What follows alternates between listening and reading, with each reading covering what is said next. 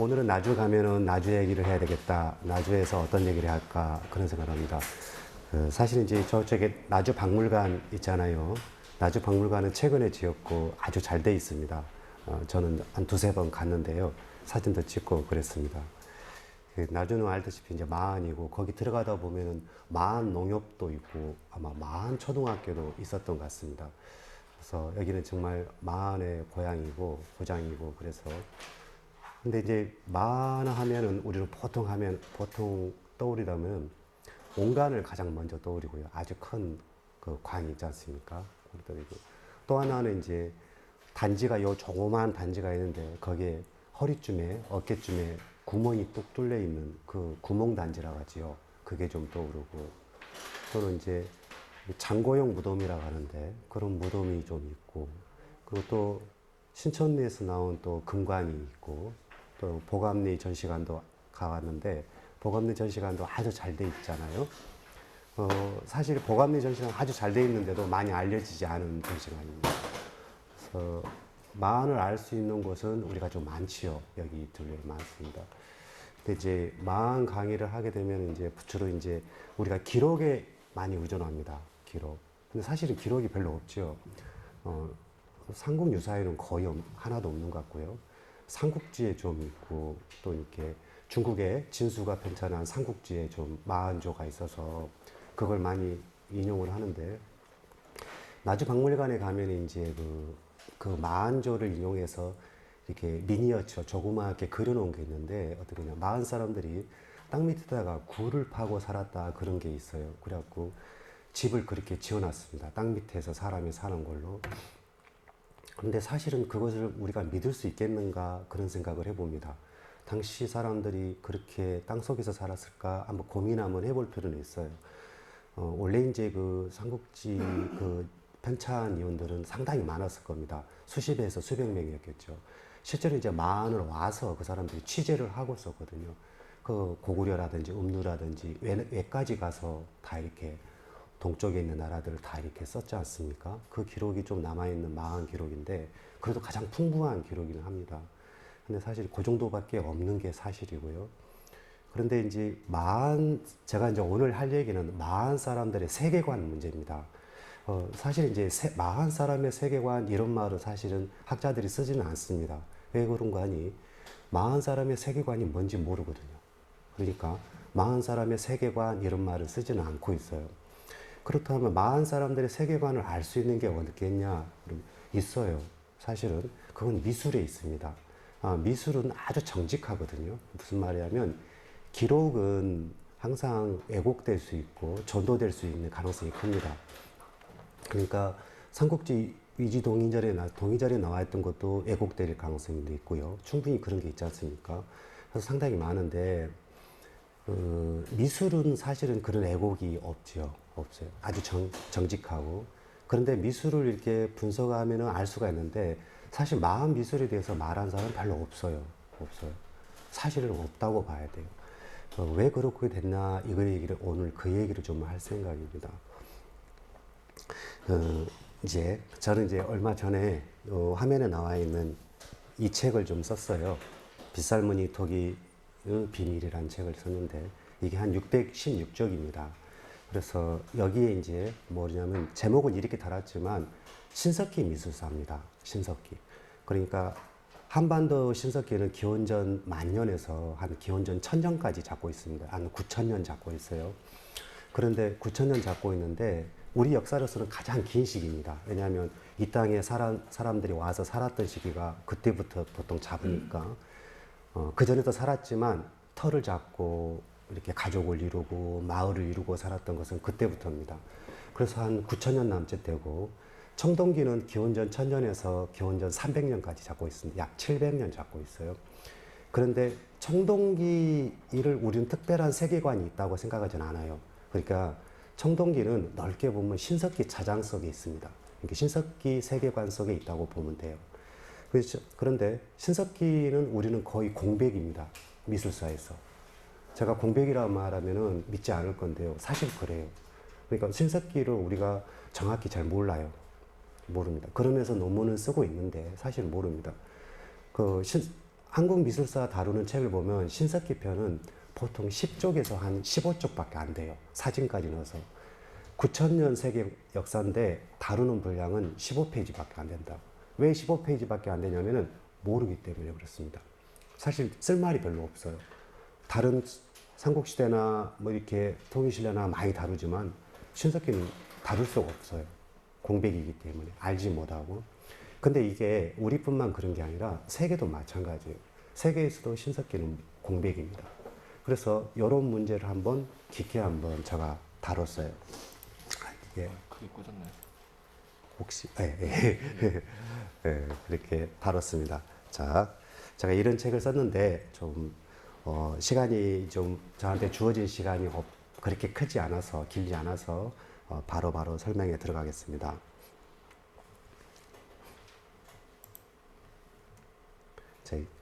상당히 두꺼운 책입니다. 이 정도 두꺼운 책이에요. 자, 이게 이제 백제 이제 뭐냐면 금제 관식이라는 건데요. 다 한 번씩 교과서에서 다 봤을 겁니다. 이걸 모르는 사람 없습니다. 여기 뒷꽂이라고 합니다. 여인들이 여기다가 이렇게 머리를 묶고 나서 여기다 딱 꽂는 거예요. 뒷꽂이라고 하는데 사실 여기를 보게 되면 어디서 시작되는지 하나를 찾아내야 되는데 대부분 못 찾아내요. 이게 뭔지 미술사에서 풀지도 못합니다. 어디서부터 시작되는지 혹시 알 수 있나요? 저게 가장 중심이 되는 어떤 시작점이 하나 있어요.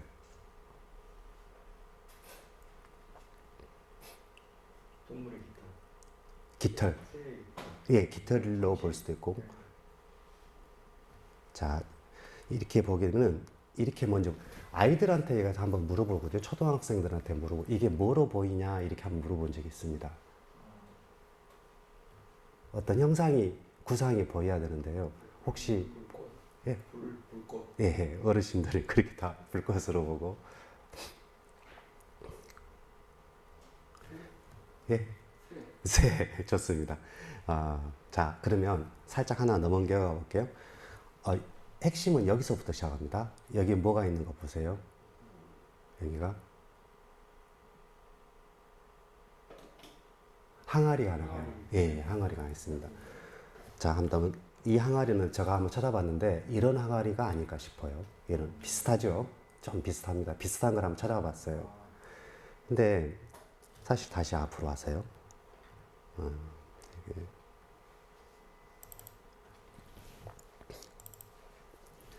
여기서부터 시작합니다. 여기서부터 이렇게 항아리 하나에서 꽃이 하나 딱 올라온 겁니다. 그렇죠?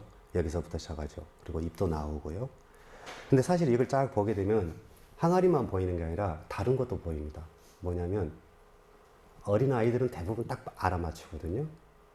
용이 보입니다. 용을 앞에서 본 거. 보인가요? 여기를 코로 하고요. 코로 하고 이쪽에 어디 눈으로 하고 하면 용 얼굴이 보입니다. 그래서 이것은 일단 이 정도만 하고요. 사실 이거 하나 우리는 알지 못하고 있습니다. 저게 뭔지 알지 못하고 있어요. 여기서 항아리 하나가 뜬다는, 그 문제는 이 항아리를 뭘로 봐야 될 것인가 문제겠죠. 이 항아리를 어떻게 봐야 될 것인가. 일단 넘어갈게요. 이 정도로 하고요. 자, 이게 조선 민화인데요. 책가도라고 합니다. 많이 들어봤을 거예요. 책가도라고 하는데 이게 이제 일본에 있는 민화인데 다시 이게 우리나라에 한번 2013년도에 왔어요. 일본의 학자 중에 야나기 무네유시라는 사람이 있습니다. 들어봤을 거예요. 한국 미술을 가장 먼저 알아본 사람입니다. 미네라고 하죠. 한국 미술을 알아본 사람인데 야나기 무네유시라는 사람은 일제강점기 사람이었고 구라파에 유학까지 한 사람이었습니다. 그래서 이제 그때 당시 구라파에 유행했던 뭐 피카소라든지 고우라든지 이런 사람하고 다 이렇게 관계를 갖는 사람이었어요. 그러니까 당시 동아시아에서 어떤 글로벌한 마인드를 가질 수 있는 사람이 한 사람이 있었는데 이 사람이 야나기 무네유시입니다. 그래서 한국 미술이 보인 거죠. 그 사람은. 일본 미술도 보이고. 그런데 사실 이 사람이 이제 이 책가도를 하나 이렇게 우리나라에서 가져갔는데 사실 이게 뭔지 몰랐어요. 근데 야나기 무네유시는 이런 말을 합니다. 놀라운 작품인데 뭔지 모르겠다. 이렇게 솔직하게 얘기를 해요. 그러면 우리나라에서 그러면 이 체카도를 분석하고 있느냐? 사실 우리나라도 지금 상태에서 많은 민화학자들이 있는데 잘 분석을 못하고 있죠. 왜냐하면 민화라는 것은 알다시피 우리는 보통 서민들이 이렇게 그렸던 그림이라고 알고 있는데 사실 그렇지는 않고 민화는 어떻게 보면 가장 본질주의 미술입니다. 그러니까 어떤 본질을 다룬 거예요. 그래서 상당히 어려운 미술이고 그래요. 우리는 너무 쉽게 생각하는데 그렇지는 않아요. 어떤 사람은 궁중하원, 궁궐 화가들이 그렸다는 말을 많이 합니다. 왜냐하면 알지 못하면 그릴 수 없는 거였기 때문에 그렇습니다. 제가 이것을 조금 확대를 한번 해볼게요. 확대를 해보겠습니다. 사실 확대를 하게 되면 이런 항아리가 있는데요. 일단 이렇게 생각하면 돼요. 이건 좀 구름이라고 생각하면 돼요. 그러니까 이 항아리가 항아리가 아니고 구름이라고 좀 생각하고 일단 들어봅시다. 구름, 이 항아리, 이 구름이 나오는 어떤 구멍인데요. 이 구멍에 부채도 있고 문서도 있고 그렇습니다. 이게 왜 여기 있는지도 한번 고민해 봐야 돼요. 그런 다음에 여기를 좀 확대를 해볼게요. 여기 항아리가 이런 항아리가 있겠나 싶겠죠. 도저히 이렇게 당시로서도 해석이 안 되고 지금도 해석하기 힘든 부분입니다. 그런데 여기는 이제 육각수니까 물인지는 알 수 있겠어요. 그리고 여기는 대부분 구름이라고 일단 알게 되겠고, 그럼 요건 뭐냐? 요거 좀 모르겠지요. 이런 무늬야. 이 무늬는 그러면 어디까지 가야 되냐? 상당히 멀리까지. 이게 지금 18세기 민화거든요. 그런데 요 패턴, 요 디자인과 패턴, 요 부분은 어디까지 가야 되냐? 저 멀리 신석기까지 가야 돼요. 그렇지 않겠어요? 요 패턴은 신석기에 있습니다. 빗살무늬 턱에 다 있어요. 그럼 놀라운 일이죠. 기원전 1만 년 전의 패턴입니다. 어떻게 보면. 그 1만 년 전의 패턴이 지금 여기까지 왔단 말이에요. 그러면은 우리는 사실은 근데 이것을 알지 못하니까, 이 패턴을 알지 못하니까 이게 전체를 거의 다 해석하지 못하는 상황이 벌어진 거예요. 이것뿐만 아니라 많은 게 그렇죠. 제가 이걸 한번 그림으로 한번 그려봤어요. 자, 그림으로 일단 한번 그려봤습니다. 대충 한번 그려봤어요. 여기 부분만 그려봤어요. 자, 이렇게 그리면 사실 잘 알 수가 없어요. 애매하죠. 우리 학계에서는 이렇게 말합니다. 이것을 뭐라고 하냐면 많이 들어봤을 거예요. 이게 삼각형이니까 삼각집선문이라고 합니다. 이게 아무것도 아닌 이름이에요. 삼각형에 모일집 써서 집, 선이 선문, 그러니까 선선 무늬문. 그래서 삼각형 안에 뭐가 있다고요? 선이 모여 있다 해서 이것을 삼각집선문이라고 합니다. 그런데 그것은 한자로만 된 이름이지 아무것도 말해주지 않은 이름이에요. 그 모양만 단지 한자로 표시했을 뿐이에요. 일본도 마찬가지고 중국도 마찬가지고 이것을 삼각집선문하고 훅 넘어가 버립니다. 모든 미술사학자들이 그래요. 이거 삼각집선문이죠? 이거 넘어갑니다. 그건 좀 문제가 있잖아요. 우리가 궁금한 것은 저게 뭐냐는 거잖아요. 저게 뭘 뜻하는지. 자, 저것을 제가 한번 여기는 육각수니까 물이라는 걸 알 수 있겠죠. 일단 한번 그림으로 한번 그려봤어요. 자, 그려봤습니다. 이거 포도송인데 구름이라고 생각하면 돼요. 자, 일단은 삼각형을 나눠야 돼요. 이렇게 된 쪽하고요. 이렇게 된 쪽하고 이것은 색깔을 제가 달리 넣었어요. 여기서 이렇게 이것은 일단은 비로 생각하면 돼요. 비가 내리는 거예요. 어디서 내리냐면 여기 삼각형에서.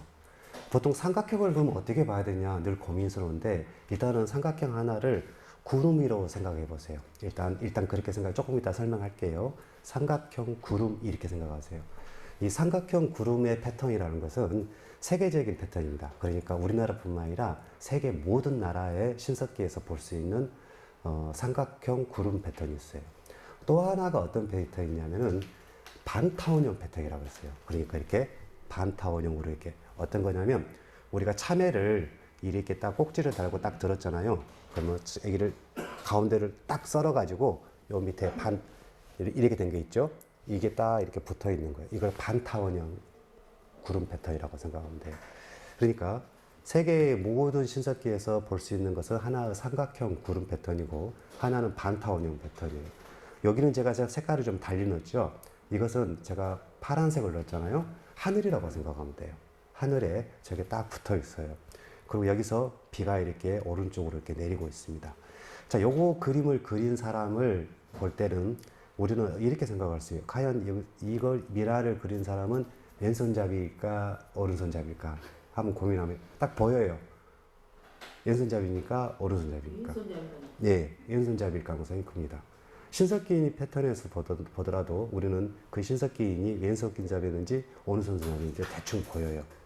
왜냐면 오른손잡이라면 이렇게 여기를 이렇게 그렸겠죠. 여기를 먼저 이렇게, 여기를 먼저 그려야 되니까. 됐죠? 자, 그럼 제가 여기죠. 경남 신촌리 온간이거든요. 삼촌인가요? 예. 거기서 나온 온간인데 경남에서 나온 온간입니다. 여기 밑에 구멍이 뚫렸어요. 온간이에요. 초기의 온간입니다. 상당히 좀 큰데 이때 당시에 온간이라는 것은 여기다 사람을 넣은 게 아니라 뼈를 추려하고 넣습니다. 당시만 하더라도 화장을 했어요. 그래서 화장의 흔적이 꽤 있습니다. 신석기도 화장을 했다는 것을 알 수 있고 여기다가 뼈를 넣었다는 걸 알 수 있습니다. 자, 여기 우리나라 사학계에서는 그냥 이것을 뭘로 하냐면 삼각집선문이라고 그래요. 삼각집선문. 그리고 넘어가거든요. 그런데 문제는 여기 아래에 있죠. 이쪽은 해석이 안 되는 거잖아요. 여기는 삼각형 안에 있는 거 아니잖아요. 여기가 좀 터졌잖아요. 그러면은 이것을 좀 제가 확대를 해볼게요. 이걸 분석을 할 적에는 뭐냐면 손으로 그려봐야 돼요. 자기가 대충 한번 손으로 직접 그려본 게 아니라 해봐야 돼요. 손으로 한번 내가 그린다 생각하고 해봐야 돼요. 여기 보면은 가장 먼저 여기를 먼저 그렸어요. 그건 알 수 있겠죠. 여기를 먼저 구획을 먼저 지었어요. 보게 되면 정확히 여기를 먼저 이렇게 했습니다. 그러니까 이 사람은 이 패턴을 여기서부터 이렇게 잡아가는 거예요. 여기는 오른손잡이 맞죠? 먼저 이렇게 했습니다.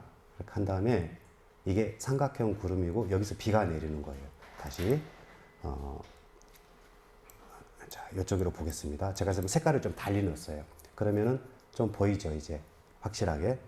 그래서 신석기 패턴을 그릴 적에는 신석기인들은 일정하게 머릿속에 자기의 디자인 패턴이 있었어요.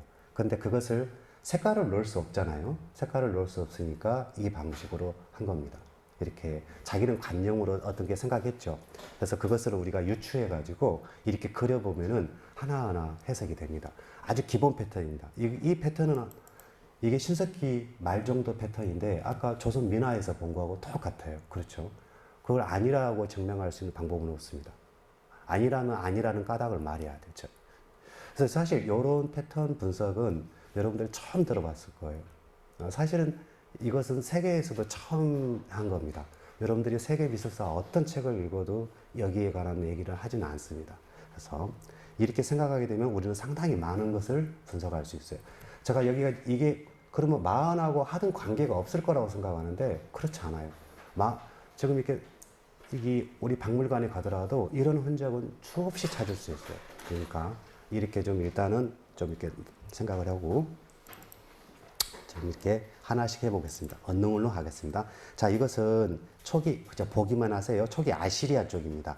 지금 이런 패턴은 우리가 알지는 못해요. 지금 세계에서. 단지 세계 학자들은 이런 말을 씁니다. 여러분들 많이 들어봤을 거예요. 기하학적 추상문이라고 합니다. 많이 들어봤죠? 학자들이 기하학적 추상문이라고 할 적에는 그걸 우리는 이렇게 들어야 돼요. 아, 그렇구나 하지 말고요. 아, 맞아. 기하학적 추상문이지. 이렇게 하지 말고요. 이렇게 읽어야 돼요. 아, 너도 모르구나. 이렇게 읽어야 돼요. 뭔지 알겠죠? 그들이 기하학적 추상문이라고 하는 것은 자기가 모른다는 거예요. 근데 학자들은 일반적인 습성이 있는데 뭐냐면 I don't know를 할 줄 몰라요. 어떤 학자, 세계적인. 그러니까 항상 이런 식으로 표현하죠. 더 연구가 필요하다. 그것은 지 모른다는 얘기예요. 뭔지 알겠죠? 학자들은 I don't know를 할 줄 몰라요. 모른다 하면 좋은데 기하학적 추상문이라고 합니다. 사실 여기도 마찬가지예요. 제가 이렇게 그림을 그려봤어요. 마찬가지입니다. 자, 그림을 이렇게 그려봤어요. 이 상태에서는 아직 알 수가 없어요. 그렇죠? 제가 색깔을 좀 넣어봤어요. 자, 여기에 하늘이 이렇게 있고 여기에 구름이 있습니다. 그리고 여기서 비가 내리는 거예요. 그럼 여기 구멍은 뭐겠나? 뭐겠어요? 예? 수분? 예, 수분일 수도 있고요. 구름의 기온이라고 할 수 있어요. 그러니까 구름이 어디서 나왔다는 것을 표시하는 겁니다.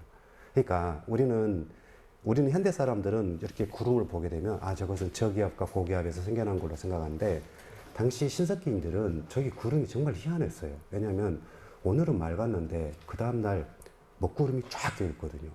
대체 저 구름이 어디서 왔을까 그렇게 고민한 거예요. 대체 구름이 저기 어디서 왔을까. 근데 신석기 때만 하더라도 이렇게 기온이 변화된 시기이기 때문에 한번 비가 오게 되면 수십일 내렸어요. 그래서 이제 노아우 홍수 같은 이런 게 설화가 있고 신화가 있는 겁니다. 세계 모든 나라에 홍수 신화가 있는 게 그때 당시에는 날씨가 변했기 때문에 이렇게 바뀌는 시기잖아요. 지금 우리가 지금 이렇게 뭐랄까 지금 이렇게 온난기라고 할까요? 지금의 변화하는 시점에 지금 있는 거잖아요. 빙하기에서 다시 이렇게 따뜻한 시기잖아요. 그래서 얼음이 지금 막 녹고 있는 겁니다. 물론 이산화탄소, 탄소 때문에 녹는 것도 있지만 지구 기온이 올라간 것도 있지만 계속해서 지구는 지금 계속 이렇게 온난화 시기로 가고 있는 상황이에요. 자, 이렇게 보면 되겠어요. 사실 근데 요 부분 있죠. 요 구멍. 아까 우리가 마안에서 봤던 구멍 단지하고 똑같은 거라고 생각하면 돼요. 그렇게 생각하면 돼요. 자, 여기도 마찬가지예요. 제가 그려봤습니다. 여기 하늘이 있고요. 구름이 있습니다. 이것은 좀 달라요. 뭐가 있어요? 양쪽으로 내리치고 있어요. 비가 양쪽에서 내리치고 있습니다. 이렇게 된데, 자, 여기 이제 금관인데요. 금관도 이런 패턴은 똑같습니다. 사실 이렇게 된 게 있죠. 이게 삼각형 구름에서 좀 변화된 거예요. 가운데 점을 이렇게 다 찍어놨죠. 이렇게. 이것은 구름의 기원입니다. 이게 삼각형 구름이 맞물려 있는 거라고 생각하면 돼요. 우리는 지금 금관에 대해서 단 1도 해석하지 못한 상태입니다. 우리는 이게 금관이 세계에서 뭐 가장 많이 나오고 아름답고 하는데 이 구상이 어디서 왔는지 우리는 알지 못해요. 그래서 이제 뭐 사슴뿔이다 이런 말 하는데 말도 안 되는 거예요. 왜냐면 그게 사슴뿔이 있어야 될 거기가 이유가 없어요. 그리고 사슴뿔이 있어야 한다면 다른 미술에서도 그게 찾아져야 돼요. 다른 금관 말고. 근데 없거든요. 그렇다면 그거하고 다른 문제입니다. 그래서 우리는 아직 금관에 대해서 아무것도 잘 모르는 상태라고 생각하면 돼요. 이 고곡 같은 경우는 또 아무것도 우리 해석하지 못한 상태입니다. 뭐 용의 기온까지는 우리 해석이 됐어요. 근데 용의 기온이라고 보기도 좀 애매한 지점은 있어요. 자, 넘어가겠습니다. 이것은 아프리카 누비아 쪽에 나온 건데요. 19세기, 20세기 작품입니다. 그러니까 아프리카 지금 누비아 장인들이 있잖아요. 저쪽 아프리카 북부 쪽, 이쪽 수단, 누비아, 리비아, 카메룬 이쪽 장인들은 이게 신석기 때 자기들이 썼던 무늬입니다. 패턴을 지금도 그대로 하고 있어요. 이게 나무 어떤 쌀독 같은 거거든요. 똑같은 거죠. 우리 한반도에서 나온 빗살무늬 토기하고 똑같은 겁니다. 그래서 빗살무늬 토기를 보통 학자들은 저기 북유럽에서 시작된 걸로 생각하는데 그게 아니고 세계 모든 나라가 다 있어요. 세계 저기 남미까지, 브라질, 머리 거치까지 다 있어요. 문제는 세계 전체가 있는데 또는 타이, 보통 이렇게 우리는 아시아 쪽에서 북쪽에만 있다고 하거든요. 그렇지 않아요. 남쪽에도 있습니다. 아시아 쪽에서도. 그래서 이런 패턴은 빗살 무늬를 하는 것이 빗살 무늬, 우리하고 패턴이 똑같아서 게 중요한 게 아니에요. 대부분 이거 환단고기 믿는 사람들은 여기 이런 걸 찾게 되면 뭐라 그러면 봐라. 한반도의 미술이 아프리카까지 갔다. 막 이런 논리를 펴거든요. 근데 그건 중요하지 않아요. 뭐냐면 이 패턴이 뭔지 말해줘야 돼요. 그래야지만 이죠. 구름이죠. 삼각형 구름입니다. 넘어가겠습니다. 그림을 그려봤어요. 이렇게 색깔을 한번 칠해봤습니다. 이건 하늘 이렇게 정확히 구별을 했어요. 이 사람들은 이렇게 생각하면 되겠습니다. 자, 넘어갈게요. 여기 보면은 이게 부산 동삼동에서 나오는데요. 이것을 이렇게 뭐라고 하냐면 조몽토기라고 할게요. 조몽토기. 일본의 조몽토기라고 보는데 그렇지는 않습니다. 이 패턴을 모르니까 이런 일이 벌어지는 거예요. 아까 시리아 쪽에서 본 거하고 똑같죠? 삼각형 구름에서 구름의 기온까지 표현했습니다. 사실 근데 이게 어디까지 가냐면 보세요. 여기도 똑같지요? 여기도 아프리카 누비아 쪽입니다. 쌀독 같은 건데 여기 뱀이 이렇게 딱 있는 건데요. 아무튼 이게 삼각형 구름에서 비가 내리는 겁니다. 한 그림 그려봤어요? 이렇게 됐어요? 이렇게 되면 되겠습니다. 이건 구름이고 이건 하늘이고 이렇게 보면 되겠어요. 자, 이게 아까 봤던 거고요. 아까 진주 상총리 같습니다. 요 밑에 구멍이 이렇게 뚫렸어요. 그래서 이것을 온간으로 본다. 상당히 큰 거예요. 제가 사진 찍은 저 모습입니다. 여기 국립박물관에 있어요. 저기 서울. 자, 저 신촌리에서 우리 신촌리에서는 금동강이 나왔잖아요. 국보 제 295호입니다. 국보 기준에. 사실 이 패턴도 우리는 지금 분석하지 못하고 있어요. 뭔지 모르죠. 아무것도 모르죠. 제가 여기에 대해서 자세히 오늘 얘기를 하지는 않겠습니다. 근데 수업을 끝나고 나면 이게 뭔지는 알 수 있을 거예요. 이 강의가 전체 끝나게 되면 이게 뭔지 짐작할 수 있을 거예요. 일단은 이런 패턴인데 일단은 이게 이제 안쪽에 쓰는 관모라고 하고 여기는 이제 바깥에 쓰는 거죠. 근데 보겠습니다. 일단은 이게 이런 한 짝이에요. 자, 왜 여기 갔냐? 잠깐만요. 이렇게. 네. 여기가 있을 리 없는데, 여기를 봐야죠. 제가 그려놓은 게 있는데, 자, 여기 이게 있죠. 여기를 해서 보겠습니다.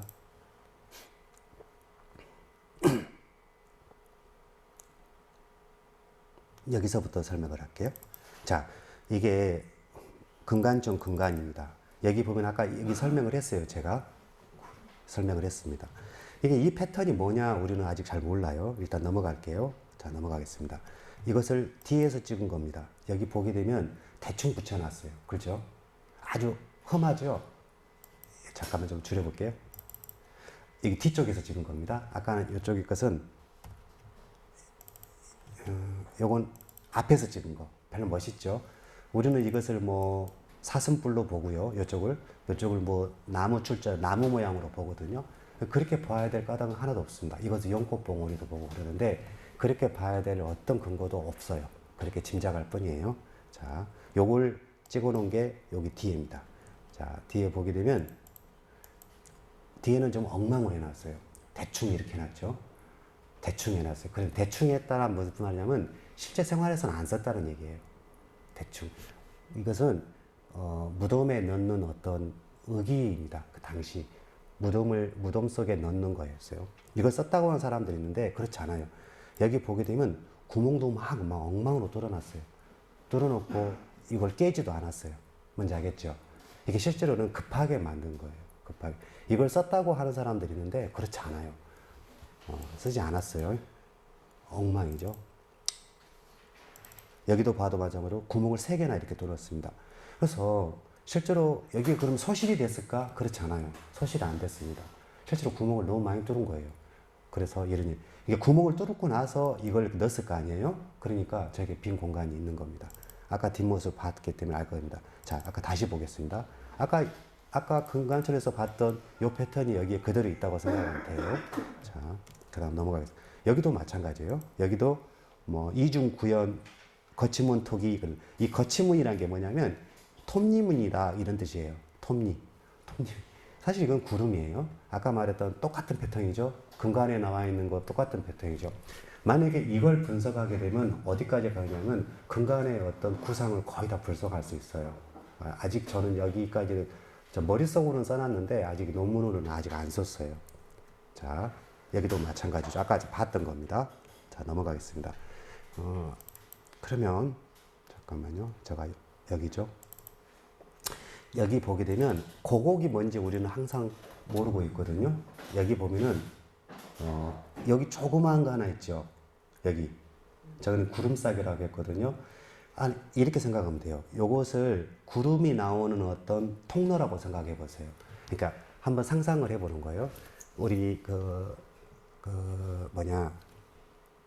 창세기 히브리인들이 쓴 창세기 교회 다니신 분들 알 거예요.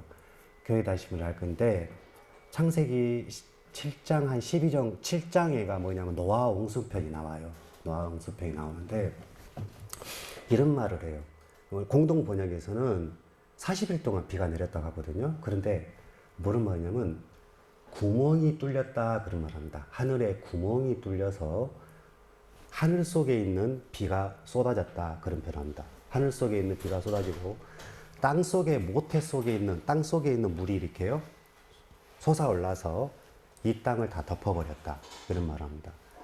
이 땅을 그러면 이제 창조 과학하신 분들은 하늘 속에 있는 물이 어떻게 내렸냐 이것을 어떻게 분석하냐면 창조 과학하신 분들 알지요. 그러니까 성서를 과학적으로 본다고 해서 과학자들, 현대 과학자들이 꽤 거기 들어가 있어요. 옛날에 우리나라 과학부 처장인가가 창조과학회 사람이라 해가지고 논란이 한번 벌어진 적이 있어요. 근데 그럼 하늘 속에 있는 물이 그럼 어떠냐? 그 창세기에 나와 있는 이런 겁니다. 창세기에서 이런 구절이 나와요. 하느님이 그 물을 위아래로 갈라놓습니다. 그 대목 나와요. 그러니까 물을 이렇게 가른 게 아니고 이것을 이렇게 갈라요. 그리고 여기 물을 하늘 위로 보내고 여기가 궁창이 되는 거예요. 궁창. 이게 하늘. 활궁자를 써갖고 이렇게 궁창이 하늘이 생겨난 거예요. 궁창 위에 물이 이렇게 있고 궁창 여기 밑에가 무신자 생겨나는 거죠. 그래서 창세기 12장에서 나오는 그 홍수를 궁창 위에 물이 쏟아졌다고 보는 거예요. 그러니까 무슨 말이냐면 창조과학계 사람들은 이 세상에 있는 구름의 비가 다 내려도 지구를 덮을 수 없다는 거예요. 지금 어떤 과학적으로 보다. 그러니까 거기서 쏟아졌으니까 지구를 덮을 수 있었다. 그런데 제가 말하고 싶은 것은 창세기 7장에서 나와 있는 그 구멍이 뚫렸다. 근데 보통 히브리인들은 구멍이라고 하지 않고 구멍들이 뚫렸다고 그래요. 구멍들. 왜냐면 구멍이 한 개가 아니라 여러 개라는 거예요. 그러면 몇 개겠는가? 그러면 저는 동서남북 중앙이라고 생각합니다. 한 5개 정도가 뚫려. 우리가 이것은 사방오주라고 하는데 우리는 동서남북해서 사방이죠. 근데 오주라는 말을 쓰거든요. 5들판. 무슨 말이냐면 동쪽 하늘의 들판, 남쪽 하늘의 들판 이렇게 있는데 중앙 하늘의 들판이 있으니까 5개에서 사방오주로 갑니다. 우리 옛날 세계관에서 팔방구주의 세계관이 있어요. 이걸 많이 잊어버렸는데 그것도 제가 처음 한 얘기더라고요. 그런 말을 한 사람이 없더라고요. 우리가 구천이란 말을 들어봤죠. 구천을 떠돈다 이런 말을 들어봤습니다.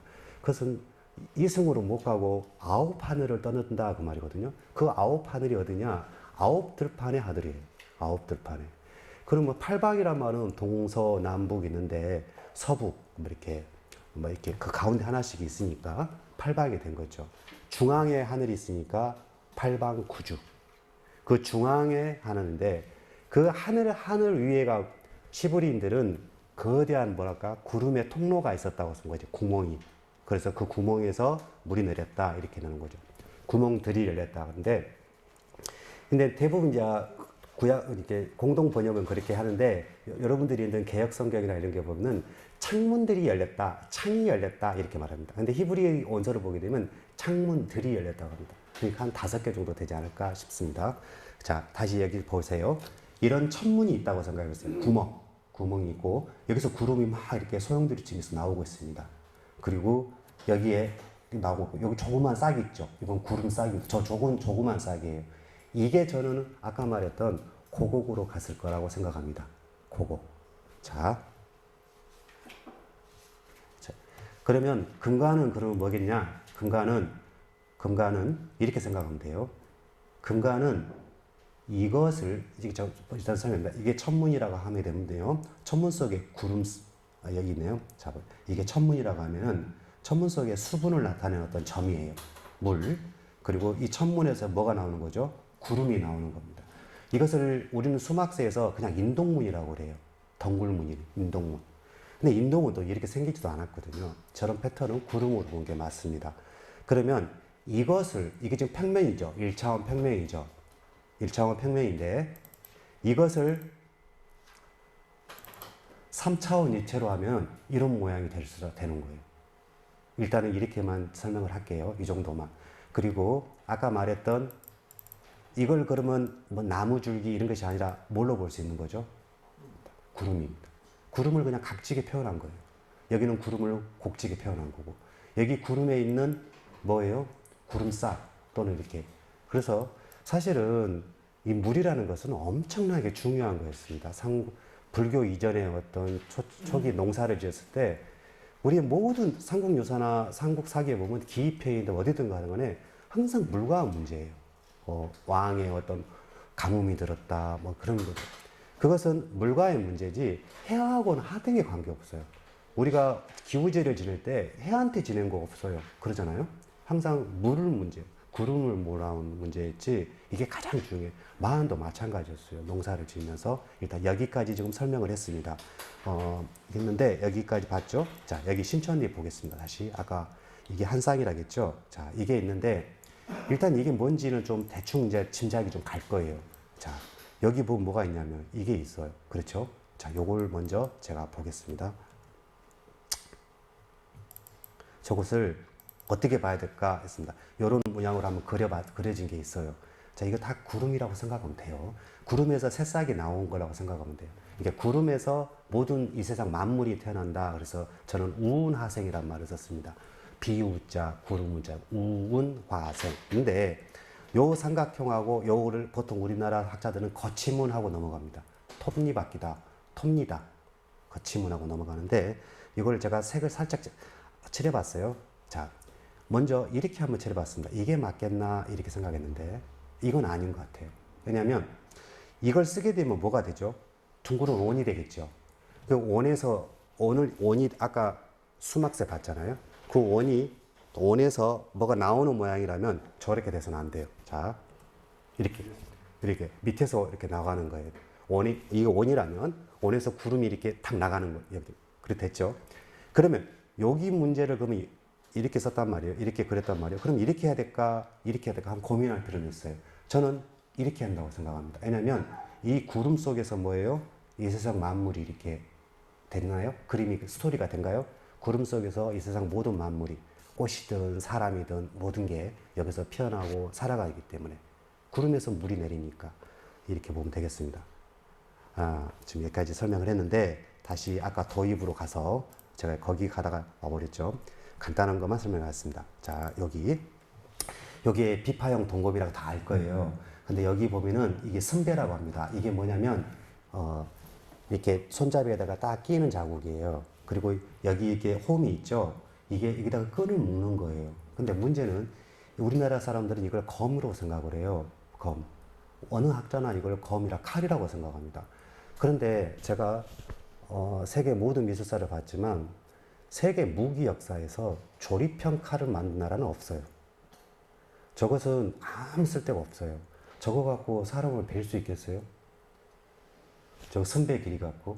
못합니다. 그럼 이 모양을 우리는 간지 그래요. 이런 모양을 몰랐기 때문에 일체형. 이건 칼날과 손잡이가 일체형이죠.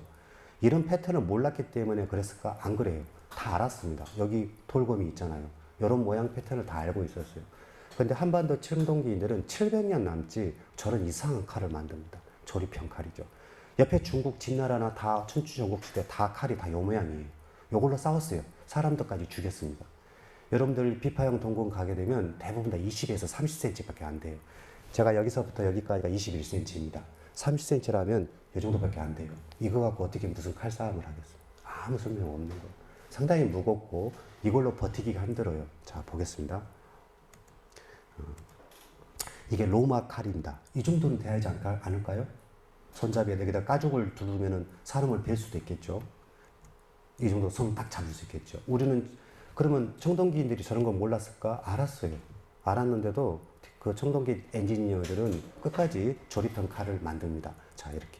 이것은 상나라 전국시대입니다. 이 길이만 해서 50cm예요. 그러면 이거 갖고는 충분히 싸울 수 있겠죠. 사람을 죽일 수도 있고. 여기다가 가죽을 막 감은다면 진짜 힘도 있었을 겁니다. 근데 이런 패턴을 몰랐냐? 알았다는 거예요. 이런 디자인을. 알고 있었는데도 한반도 청동기인들은 700년 남지 이상한 조립형 칼을 만듭니다. 그래서 저는 이렇게 말하죠. 본질적으로, 비파형 동검은 본질적으로 무엇이면서 검이었다. 이렇게 말합니다. 그 본질적으로 무엇, 이게 중요하죠. 그게 뭐나? 자, 보겠습니다. 이게 지금 조립해 놨습니다. 여기 보면은 딱 찍어 놨어요. 이걸 다 어떻게 해야 돼요? 다 낱낱이 주물러 떠야 돼요. 그렇죠? 엄청 복잡한 일입니다. 한 번만 만들어 보면은 이렇게 만드는 게 바보 같아지는지 알 수가 있어요. 한꺼번에 딱 줌을 떠보면 되지. 왜 이렇게. 그리고 잘 안 들어가면은 다시 줌을 떠야 되잖아요. 그래서 엄청난 이상한, 이게 지금 아까 칼집에 이게 왜 안 되지? 예. 일단 넘어가죠. 이거 어디냐면은 여기입니다. 자, 여기 부분. 됐나요? 여기 부분. 아까 제가 홈이 있다 했죠. 홈에서 끈을 하나 묶어가지고 여기 사이로 관통을 합니다.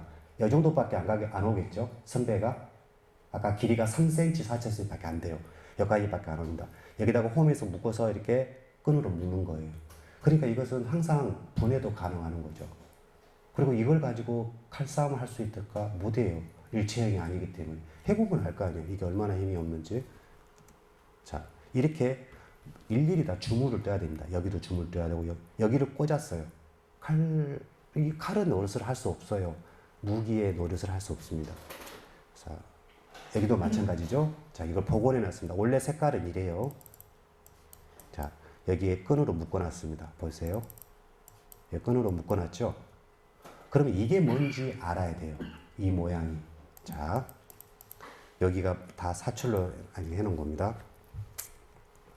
그런데 제가 북한에서 이런 비파형 동검이 하나 나왔어요. 여기 뭐 희한하게 뭐가 붙어 있죠. 자, 이게 뭔지 알게 되면 우리는 비파형 동검을 아주 새롭게 볼 수가 있어요. 자, 넘어가겠습니다. 이것을 볼 적에는 이렇게 봐야 돼요. 저렇게 보면 해석이 안 돼요. 제가 이걸 그려봤어요. 자, 이 모양이 똑같은 거예요. 자, 이게 뭐 같이 보이나요? 예. 바로 알으셨습니다. 딱 보면 알 수 있죠. 자, 이걸 한번 그려봤습니다. 이렇게 보면 잘 알 수가 없어요. 자, 뒤집어 봤습니다. 뭐죠? 구름이죠.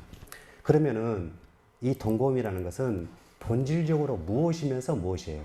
자, 구름에서 내렸으니까 뭐겠습니까? 예. 그러니까 어떤 청동기 시대의 어떤 족장이 저렇게 검을 딱 들고 있었다는 것은 내가 뭘 몰고 있는 사람이다? 비와 구름을 몰고 있는 사람. 이렇게 해석하는 게 저는 맞다고 생각을 합니다. 저게 무기로서 어떤 기능도 할 수 없다면. 그래서 그림을 그려보고 있습니다. 이건 아까 제가 말했던 한번 확인해 보세요. 이렇게 살았다고 지금 우리는 박물관에서 이렇게 해놨어요. 근데 저는 수긍이 안 갑니다. 이런 것은 수긍이 안 가요. 어떤 한 마을에서 일을 수 있겠지만 당시 마흔의 궁궐터라고 보게 마흔의 어떤 집터라든지 이것은 아직 잘 발굴이 안 된 걸로 알고 있는데 나와보면 알겠죠. 근데 이렇게 살았을 거라고 저는 상상하지 않습니다. 요 안에서 어떻게 그렇지 그렇게 생각하지는 않습니다. 자, 일단은 그러면 이런 모양들 아까 제가 이런 힌트는 다 있었어요. 이거 한반도에서 나온 겁니다. 다 뭘 나타내는 거죠? 구름. 자, 요런 게 하나 있어요. 금동 관모에 있는 건데요.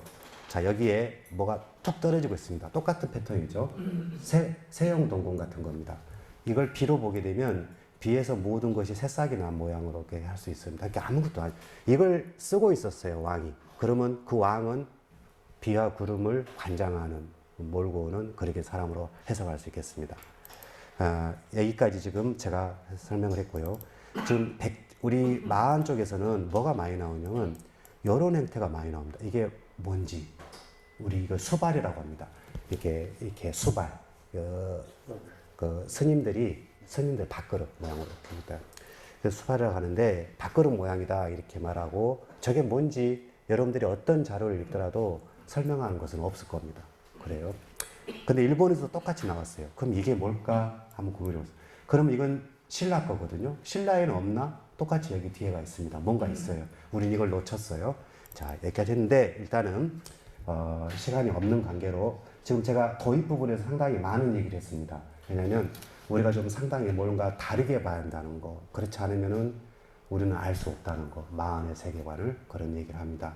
자, 암사동 얘기 간단히 할게요. 우리가 마흔을 알려면 여기까지 좀 가야 돼요. 많이는 안 가겠습니다. 자, 암사동 하게 되면 암사동은 제가 여기까지만 설명할게요.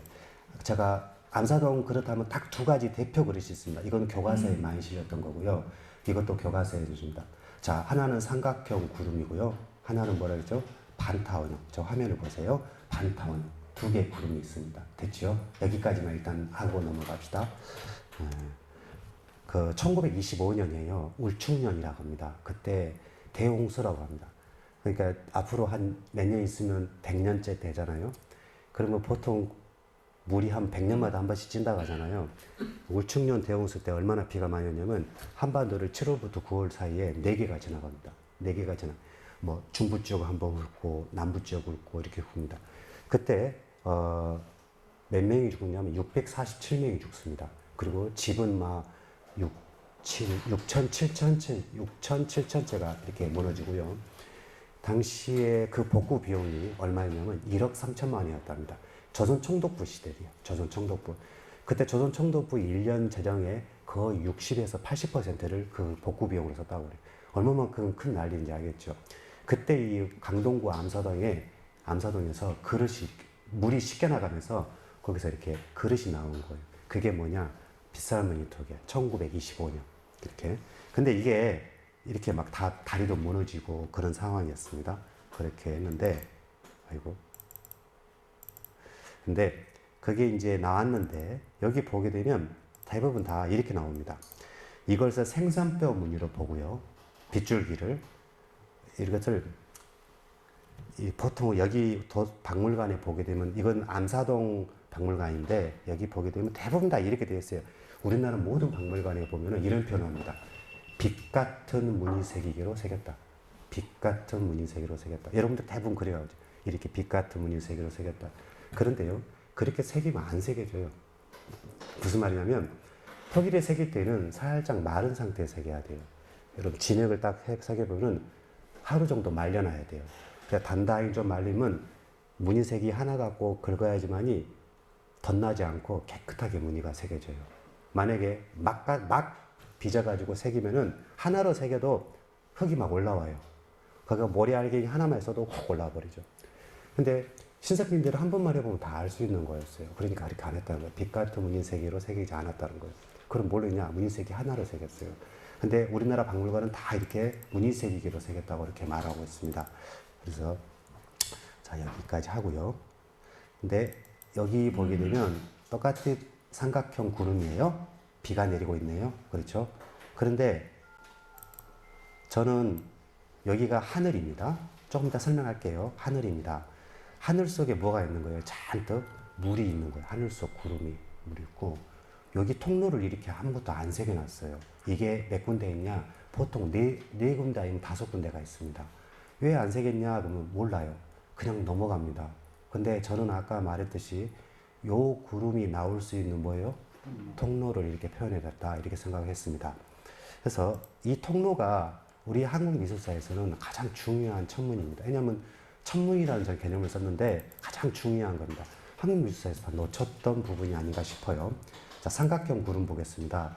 자, 빨리빨리 설명할게요. 이게 암사동에서는, 아니요, 강원도 양양 오산리에서 나온 그릇이에요. 이게 한 기원전 한 6,500년까지 잡고 있습니다. 상당히 멀리 있는 거죠. 여기 우리 학자들이 해석한 것은 여기를 보고 있습니다. 자, 여기를 이렇게 본 거예요. 그리고 이것을 삼각지선문이라고 합니다. 그리고 넘어가요. 근데 저는 그렇게 안 보고요. 반대로 봤어요. 여기 보세요. 여기 하늘이고, 여기를 구름으로 보고, 여기서 비가 내리는 걸로 봤습니다. 좀 다르죠. 여기는 우리 학자들은 여기가 막혔다고 생각하는데 저는 여기가 뚫렸다고 보는 거예요. 그러니까 자꾸 그려봐야 돼요. 잘못 보면 반대로 볼 수가 있어요. 보통 구름은 이렇게 아래가 평평할 때 구름이 많습니다. 이걸 저는 삼각형 구름. 그럼 이렇게 그리면 되지 왜 이렇게 역삼각형으로 했을까? 이렇게 물을 수 있을 겁니다. 대부분 구름은 이런 모양이 많거든요. 삼각형 구름일 때가. 그러면 이렇게 그려야 되는데 왜 이렇게 그렸을까? 역삼각형으로 그렸을까? 그것은 간단한 겁니다. 이렇게 삼각형이 딱 붙어 있어야 되잖아요. 구름이 하늘에 붙어 있어야 되잖아요. 그러니까 그걸 뒤집어 놨을 뿐입니다. 이렇게 그리는 삼각형 구름도 있긴 있어요. 가끔 세계에서. 근데 대부분 다 이 모양입니다. 저 삼각형 구름 제가 한번 찍어봤어요. 이런 모양 똑같이죠? 상당히 많아요. 아, 이것도 좀 이렇게 보통 밑에서 공기가 따뜻한 기운이 올리기 때문에 밑에가 평평해집니다. 삼각형 구름입니다. 요즘 많이 볼 수 있어요. 이런 삼각형 구름. 자, 이것을 우리나라 학자들은 지금까지 몰랐어요. 어떻게 했지? 일단은 제가 이것을 그림을 그려봤어요. 사실 저는 이게 삼각형 그림이 잘 안 보였어요. 제일 나중에 보였어요. 정말 해석이 안 됐어요. 근데 나중에 알게 됐죠. 자, 해봤습니다. 이걸 그림을 그리고 한번 해봤습니다. 여기에 있는 하늘 속에 있는 어떤 물을 표시한 거고요. 이게 이제 하늘 속이죠. 하늘, 여기가 파란 하늘, 블루 스카이라면 우리가 안 보이는 하늘. 예를 들자면 은하수라고 생각하면 되겠습니다. 옛날 사람들은 은하수가 거기에 강이 흐른다고 생각했잖아요. 그렇게 생각하면 되겠어요. 여기서 이렇게 비가 내리는 겁니다. 이렇게. 그렇게 생각하면 될 것 같아요. 그러면은 해석이 됩니다. 근데 여기서 갑자기 뭐예요? 패턴이 바뀌어요. 위치가. 그럼 여기가 뭐냐? 저는 사람이 사는 땅이라고 봅니다. 그리고 땅 속으로 이렇게 어디로 흘러가는 거죠. 물이. 이렇게 생각. 그래서 귀허라는 표현을 썼는데 이건 열자편에서 열자의 탕문편에 나온 거거든요. 거기까지 좀 설명할 수 있으려면 모르겠습니다. 한번 찾아보세요. 열자 탕문편에 귀어가 나오거든요. 뭐 작거나 크거나 같고 다르고 뭐 이런 내용 장에 있어요. 꼭 한번 읽어보세요.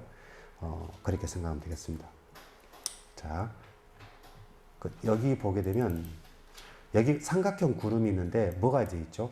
점점점점점지게 있죠. 자, 이렇게도 표현했어요. 삼각형 구름 속에 뭘 나타내는 거죠? 수분, 물이 이렇게 있다는 거, 이렇게 했다는 겁니다. 경계를 이렇게 표시하기도 하고 안 하기도 해요. 자, 근데 여기 보게 되면 삼각형 구름을 이렇게 표시하기도 합니다. 점점점점점. 이런 것을 어디서 볼 수 있냐? 자, 여기 이 그릇, 이것도, 자, 이것은, 왼손잡이, 아니? 오른손잡이 맞네요. 오른손잡이 맞습니다. 여기를 보게 되면 아무것도 아닌 것 같은데 제가 이렇게 색을 칠해봤어요. 그러니까 구름이 되죠. 구름 속에 있는 물입니다. 여기서 비가 이렇게 흐르는 거고요. 사실 이건 북한에 있는 건데요.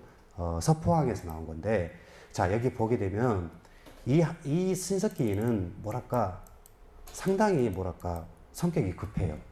그러니까 좀 말려놓고 한다는 게 아니라 바로 이렇게 새겼어요.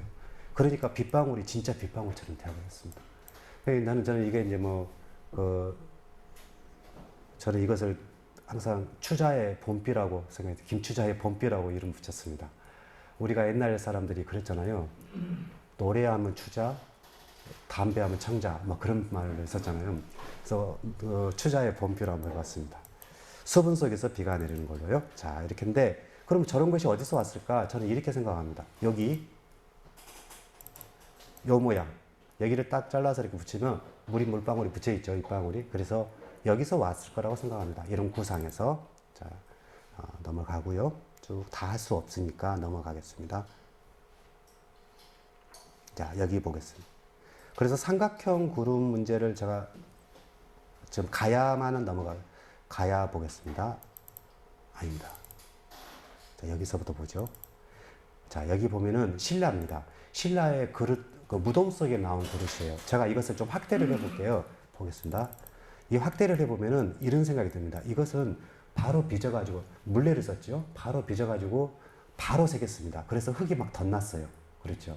그러니까 이것은 부장품입니다. 실제 그릇을 쓴 건 아니에요. 이런 신라 무덤 속에서 나온 것은 100% 거의 다 실제 생활에 쓴 그릇은 하나도 없어요. 다 부장품입니다. 그런데 우리는 부장품이라고 했을 때 우리는 단순하게 생각하는데 그건 아니에요. 무슨 말이냐면 이렇게 생각하면 됩니다. 무덤이라는 것은 죽음을 해결하는 방식입니다. 그 나라 사람들이 그 죽음을 세계관이라는 거죠. 그런데 무덤은 꼭 죽음만 해결하냐? 그렇잖아요. 그 사람이 태어난 곳에서부터 죽고 난 뒤에까지를 모두 담고 있습니다. 고구려 벽화가 그렇죠. 고구려 벽화의 천장에서부터 시작합니다. 천장에서 시작해서 벽에는 그 사람이 생전에 살았던 삶을 이렇게 쭉 벽에다 그려놨습니다. 그리고 그렇게 그려놓은 게 삶과 죽음의 문제를 다 해결해 놨어요. 그러면 그 사람이 가고 싶은 곳이 어디가 있겠는가? 하면 천장에 있어요. 그러니까 무슨 말이냐면 무덤이라는 것은 망자 중심으로 봐야 돼요. 원칙이. 고구려 백화 들어가서 빙 둘러보고 거기만 다 해석하면 아무 의미가 없다는 거예요.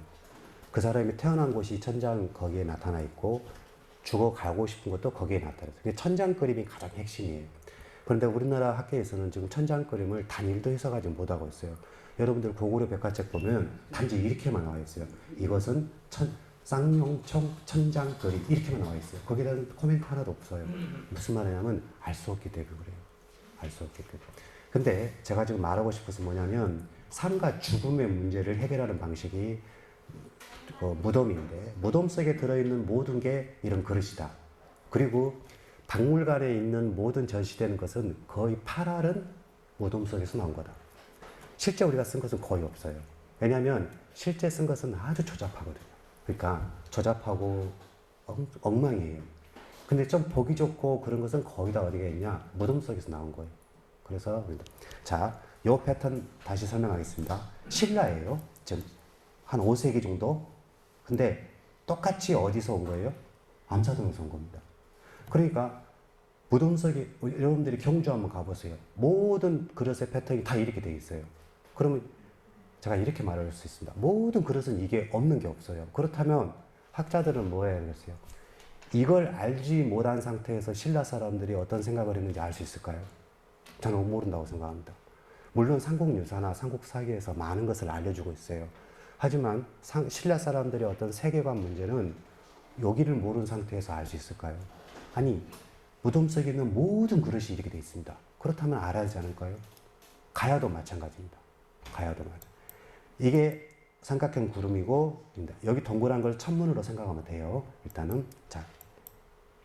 그래서 이것을 삼각지선문으로 생각하는 사람이 많은데요. 그렇지 않아요. 여기 선을 보세요. 이 사람을 그릴 적에 밖으로 막 나왔어요. 그러면은 삼각형 안에 있는 선이 아니라는 것을 알고 있는 거죠. 이 디자이너, 이 장인은. 그래서 밖으로 쭉쭉 빼버린 거예요. 자, 넘어가겠습니다. 그림으로 그려볼 수 있는데, 자, 그러면 이게 있고, 자, 신라의 또 하나 특징이 뭐냐면, 모든 그릇에 이런 무늬가 있습니다. 이걸 옹곤문이라고 합니다. 옹곤문. 고립점문이라고 하고, 신라의 모든 그릇은 여기 이렇게 딱 그릇이 있어요. 저게 여러분들이 뭔지 알겠죠, 이제? 그 천문. 여기 구름, 여기 천문에서 뭐가 나오는 거죠? 구름이 나오고, 여기서 비가 나오고.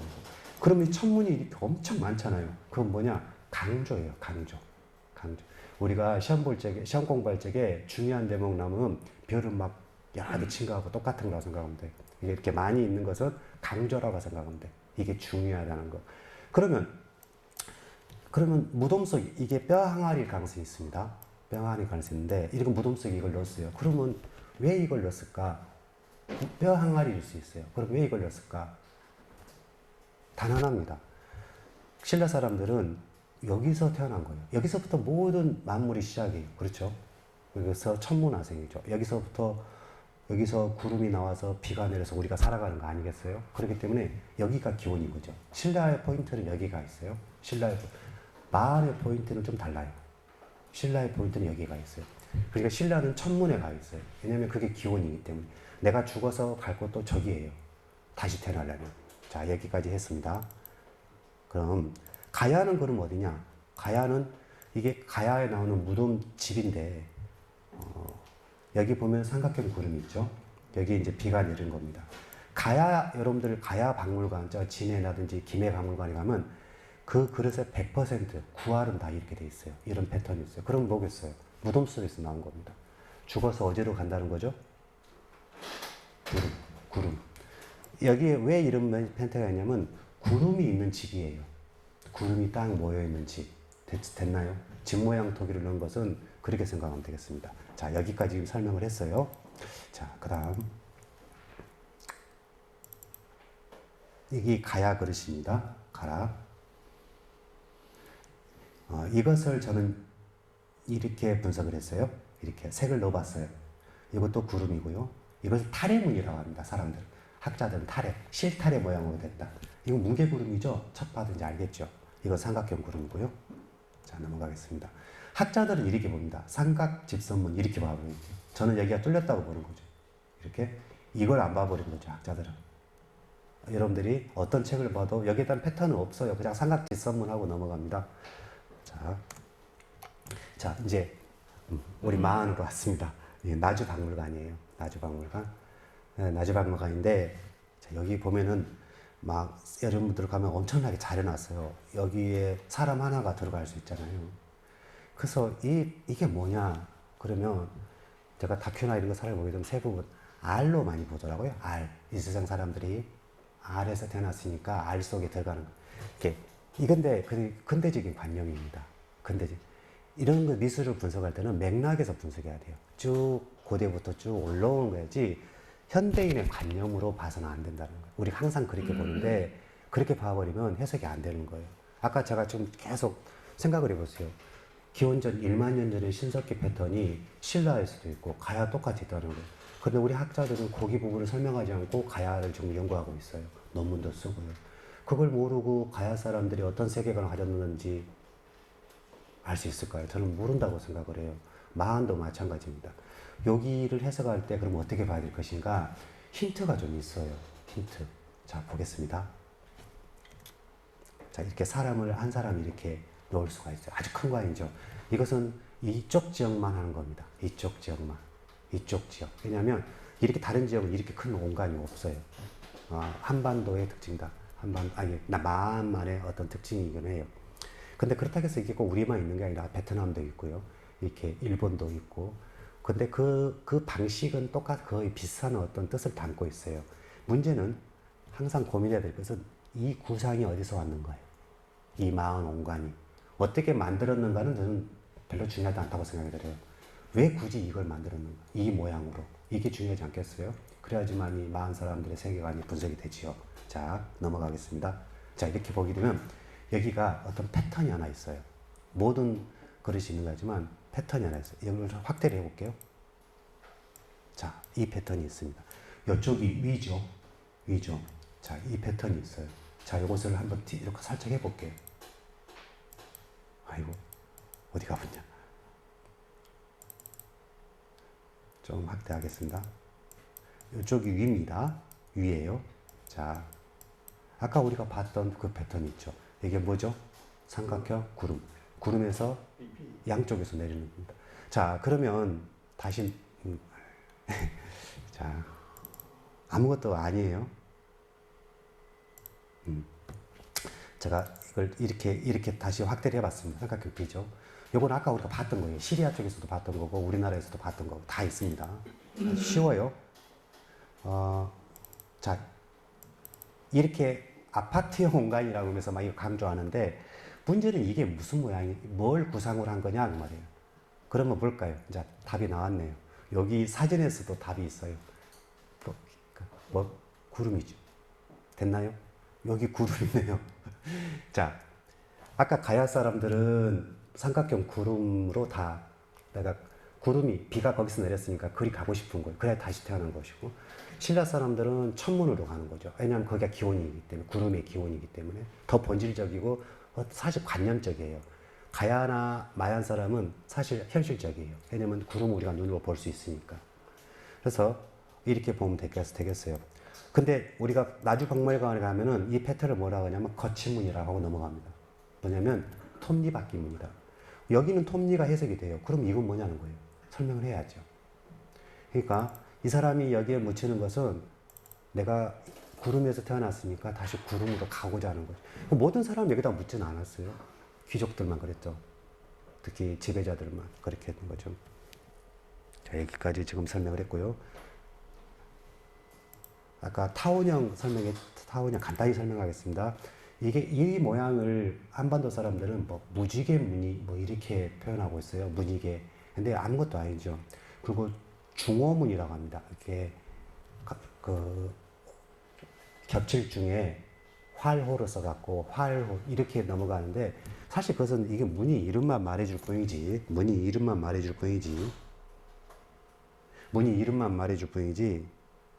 이게 뭔지 말해주지 않고 있죠. 그래서 저는 이렇게 생각했습니다. 이게 하늘 속의 물이고요. 이게 파란 하늘입니다.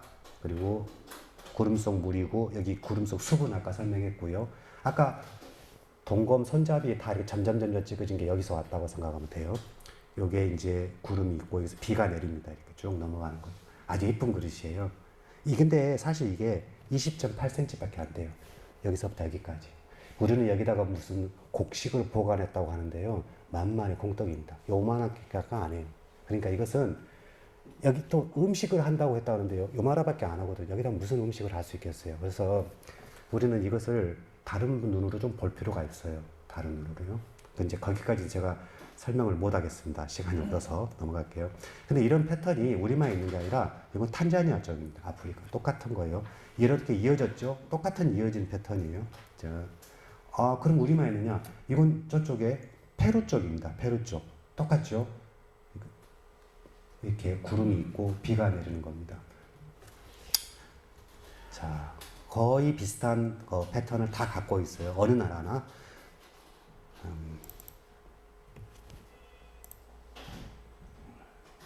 아까 어르신이 이런 말씀을 했습니다. 그 빗살을 그렇다면 빗물 무늬로 볼 수 있겠나? 예, 그렇게 볼 수도 있습니다. 원래 이제 그 빗살 무늬라는 것은 그 우리 남한에서 붙인 게 아니라 북한 학자가 붙였습니다. 도유오 선생이 붙였는데 원래 이제 후지다 로샤쿠라는 사람 학자가 있었어요. 일본 학자죠. 구라파 유학 학자죠. 근데 사실 일제강점기 때 구라파에서 유학한 그 일본 학자들이 우리나라에 대거 옵니다. 그래서 사실 우리 실험장이 된 거죠. 무조건 파디 끼고 그래서 자기들이 실습장이 된 겁니다. 자기들은 그 사람들은 근데 일본 유럽에 가서 이렇게 고고학을 전문으로 학위까지 박사학위까지 받고 왔기 때문에 근대 고고학을 한 사람들이었죠. 그 사람들이 우리나라에 다 와서 상당수 많은 것을 발굴하고 그래서 사진도 찍고 다 남겨놨죠. 그 1925년에 울충년 대원승 때 서울 강동구 암사동에서 그릇이 나왔을 때 후지다 로샤쿠도 갔겠죠. 그래서 사진을 많이 찍어놨습니다. 지금도 남아있고요. 그래서 이 사람이 1930년대 논문을 하나 써요. 청고학총이라는 논문에 질몽문 토기의 분포인가 이런 논문을 써요. 거기서 질몽문이라는 게 뭐냐면 빗질에 눈목을 써요. 그러니까 빗으로 이렇게 우리가 동백기름 바르고 나서 하루 머리 안 감으면 떡이 되잖아요. 그럴 때 이제 도깨비 빛 같은 거 듬성듬성한 빗으로 이렇게 딱 빗으면은 그 머리빗 자국이 딱 있잖아요. 거기서 질몽문이라고 했습니다. 이렇게 머리에 빗자국 그래서 질문인데 이것을 이제 그렇게 쓰다가 지금 한반도에서는 질문이라고도 써요. 우리가 국립박물관에 가면 다 질문톡이라고 그랬어요. 이게 빗질의 무늬물에서 빗질문이다 이렇게. 근데 이것을 빗살무늬로 고친 사람이 있었는데 이게 이제 도유오 학자입니다. 구라파 유학파였고 한국에 왔어요. 근데 이제 한국 전쟁 이후에 울북을 합니다. 사회주의자이죠. 또 유명한 한 사람이 있습니다. 한웅수라는 분이 있는데요. 그분도 마찬가지로 유학파였습니다. 구라파 유학파였고 그래서 그분은 원래 개성 사람이었어요. 그래서 이제 북한으로 넘어가요. 그래서 초기에 고고학 수준은 북한이 훨씬 앞서 있었습니다. 왜냐면 한국 전쟁 이후. 왜냐면 그 사람들이 체계적으로 공부한 사람이었기 때문에 한국에는 그런 사람이 단 한 사람도 없었어요. 처음부터 다시 시작할 수밖에 없었죠. 그래서 한웅수라는 사람이 또 뭘 붙이냐면 고인돌이라는 말을 처음 씁니다. 그래서 도유오라는 사람은 질몽 빗살무늬 톡이라고 하고요. 그게 이제 북한 사람이 붙여놓은 겁니다. 그래서 제가 이제 세계적 제가 아까 소개했던 이 책에는 세계의 모든 패턴이 다 나와 있습니다. 그래서 이게 어떤 황당한 건 아니에요. 전 아주 설득력 있게 중학교 2학년이 읽을 수 있게 써놨거든요. 모든 것을 그림을 다 그려놨기 때문에 다 알 수가 있어요. 자, 그 다음에 나중 얘기하겠습니다. 시간이 없어서 좀 이것만 하고 질문은 많은 걸로 할게요. 여기 보면은 이게 이제 보감리 전시관에 있는 건데요. 지금 아궁이가 있고 그때 솥이 이렇게 깊었습니다. 이렇게 솥이 깊었던 까닭은 뭐냐면 이 아궁이가 좀 두꺼웠고 이게 쭉 내려오려면은 그래서 솥이 좀 이렇게 길쭉했습니다. 근대 솥하고 좀 다르죠. 솥이 이렇게 넓적해지 새솥처럼 되는데 저런 솥을 썼어요. 근데 이 솥은 여기다가 무슨 쌀을 하고 이렇지 않았을 겁니다. 대부분 그때 사람들은 어떤 음식이든 이렇게 시루에다 쪄먹었습니다. 지금은 생선을 이렇게 쪄먹지만 당시에 밥도 모든 것을. 왜냐면 여기다가 밥을 안 치게 되면 들러붙어서 안 돼요. 왜냐면 유약도 안 발라 있고 그러니까 모든 게 들러붙죠. 그 떡을 해먹는다고 생각하면 돼요. 대부분 다. 그리고 여기에 지금 위에 보면은 이 구멍 단지가 하나 있는데요. 여기 구멍 뚫린 거 하나 있잖아요. 요거 하나 있잖아요. 사실 이것은 일상생활에 쓴 그릇이 아닙니다. 여기 이렇게 있으면은 일상생활에 쓸 수가 없죠. 그렇잖아요. 그래서 이것은 무덤서에서만 있는 겁니다. 여기다 놔둔 것은 잘못된 거죠. 왜냐면 선반에 놔두려는데 그러니까 학자들은 지금 이게 뭔지 잘 몰라요. 구멍 문제 보겠습니다. 이 구멍을 보통 수리에 쓴 글이라고 보통 말합니다. 구멍을 뚫어가지고 이렇게 묶어서 썼다. 금이 가니까. 그런데 우리는 이런 것도 좀 애매합니다. 이걸 만약에 금이 이렇게 갔다 그러면 이쪽에다 뚫어야 되지 굳이 여기다 뚫을 가능성도 없고요. 이렇게 금이 갔을 때 이걸 뚫는 일이 너무나 어려운 일입니다. 왜냐하면 그때 당시에는 이렇게 뭐가 그 드릴도 없었고 날카로운 돌로 이렇게 긁었을 것 같은데 그래서 상당히 단단하거든요. 그래서 이걸 어떻게 봐야 될지 차라리 이렇게 공들여서 이렇게 뚫어갖고 이렇게 할 바에는 새로 하나 만든 게 나았습니다. 왜냐하면 흙이 어디 뭐 흔한 것이었고 지금 만드는 게 어려운 것도 아니었고요. 그래서 이걸 어떻게 봐야 될건가는 여전히 의문이에요. 저 구멍을 뭘로 봐야 될지 자 점점 의문을 한번 가져보면 좋겠습니다. 자 여기 보면은 제가 하나를 이제 여기는 프랑스 쪽인데요. 한번 유럽 쪽에서 한번 찾아봤습니다. 이런 그릇은 정말 수리에 쓴 그릇입니다. 보세요. 정말 수리에 쓴 그릇이라는 걸 알 수 있겠죠. 구멍을 이렇게 뚫었고 수리. 그리고 여기 사이에서 뭐가 나오냐면 피치 같은 게 나왔어요. 피치. 그러니까 그게 자작나무에서 나오는 어떤 액체인데 본드 같은 그런 악교 같은 찐이 나왔어요. 근데 신석기 시대 것이 나왔거든요. 근데 그게 어떻게 지금까지 나올 수 있나 이렇게 물을 수 있는데 세계 역사에서는 희한하게 그런 게 나올 수가 있습니다. 그리고 알다시피 유럽은 대부분 땅이 산성이에요.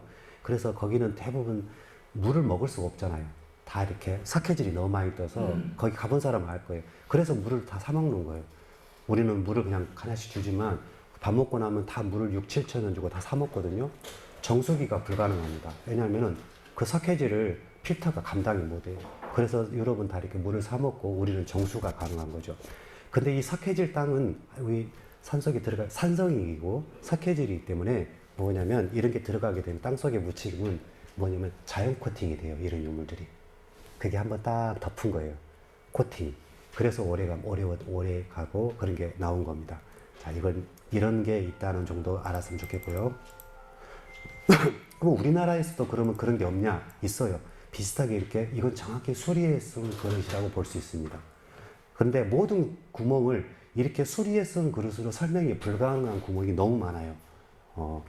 여기 보게 되면 여기 구멍을 뚫었는데요. 이 구멍 자리를 봐보세요. 아까 말했던 하늘 속, 물 속에다 뚫었고요. 여기 경계, 하늘에다 뚫었습니다. 잘 봐야 돼요. 자, 여기는 하늘하고 하늘 속하고 경계에 뚫었죠. 거기에 뭐가 나오는 거죠? 구름이 나오는 데를 뚫었어요. 이것은 수리에 쓴 흔적이 아닐 가능성이 크다는 거예요. 어떤 상황에서 뚫었던 거나 만들 때부터 이걸 살짝 뚫어놨을 가능성이 큽니다. 자, 그런 그릇을 한번 제가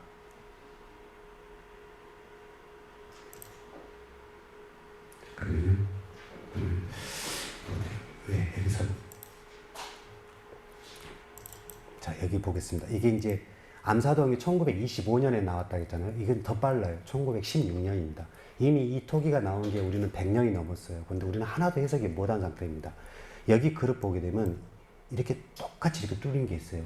이건 뚫을 수가 없어요. 사실. 그렇지 않을까요?